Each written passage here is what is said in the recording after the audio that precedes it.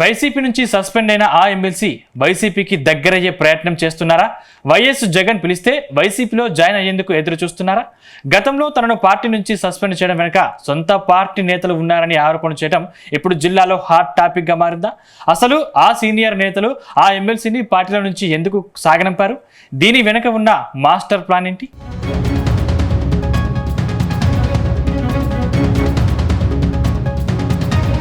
AP రాజకీయాల్లో MLC Duvvada Srinivas ఓ సంచలనం. ఓ మహిళ కోసం తన పొలిటికల్ లైఫ్ నే పనంగా పెట్టిన లీడర్. వైసీపీ ప్రభుత్వంలో ఎమ్మెల్సీగా కొనసాగిన దువ్వాడ శ్రీనివాస్ కుటుంబ వివాదాలతో రాష్ట్ర వ్యాప్తంగా హాట్ టాపిక్ అయ్యారు.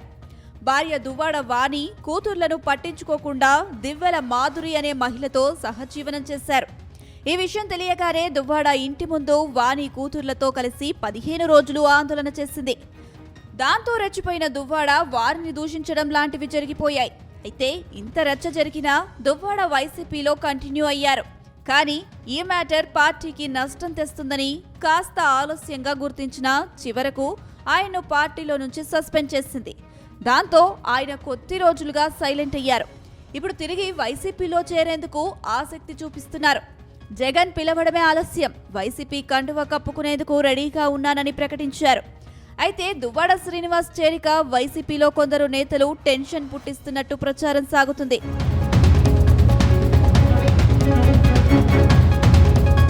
ఇక వైసీపీ నుంచి సస్పెండ్ అయ్యాక దివ్వెల మాధురితో కలిసి వస్త్ర వ్యాపారం మొదలుపెట్టిన ఎమ్మెల్సీ దువ్వాడ తిరిగి టెక్కాలి పాలిటిక్స్ లోకి ఎంట్రీ ఇచ్చారు.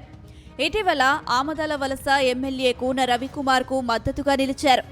ఈ ఇద్దరు నేతలు కళింగ సామాజిక వర్గమే కావడంతో మద్దతు ఇచ్చారని చర్చ జరుగుతుంది. ఇదిలా ఉంటే దువ్వాడ ఇప్పుడు సొంత పార్టీ లీడర్లను సైతం టార్గెట్ చేసినట్టు తెలుస్తుంది. తనను పార్టీలో నుంచి వెళ్లగొట్టాలని సొంత పార్టీ నేతలే ప్రయత్నం చేశారని ఆయన సంచలన కామెంట్స్ చేశారు. శ్రీకాకుళం జిల్లాలో ధర్మాన సోదరుల వల్లనే తన మీద సస్పెన్షన్ వేటు పడిందని ఆరోపించారు.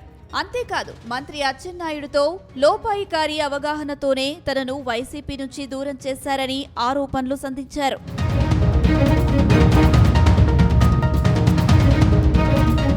అయితే ఈ విషయంలో వైసీపీ అధినేత వైఎస్ జగన్ తప్పేమీ లేదని దువ్వాడ అంటున్నారు. జగన్ కు ఈ విషయాలు తెలియవని చెప్పారు. జిల్లాలో తన రాజకీయాన్ని సొంత పార్టీ వారితో పాటు ప్రత్యర్థి పార్టీ వారు తట్టుకోలేకనే ఇలా చేశారని ఆయన అంటున్నారు.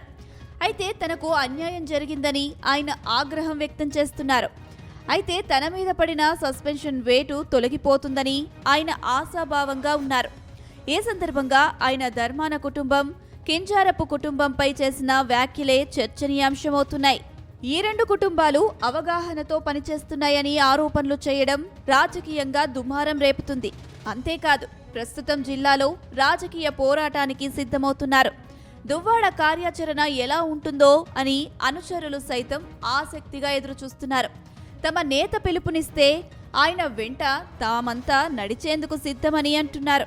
మొత్తంగా దువ్వాడ శ్రీనివాస్ దూకుడు ఇప్పుడు మంత్రి అచ్చెన్న, ధర్మాన సోదరులకు టెన్షన్ పుట్టిస్తుందని జిల్లాలో జోరుగా ప్రచారం సాగుతుంది.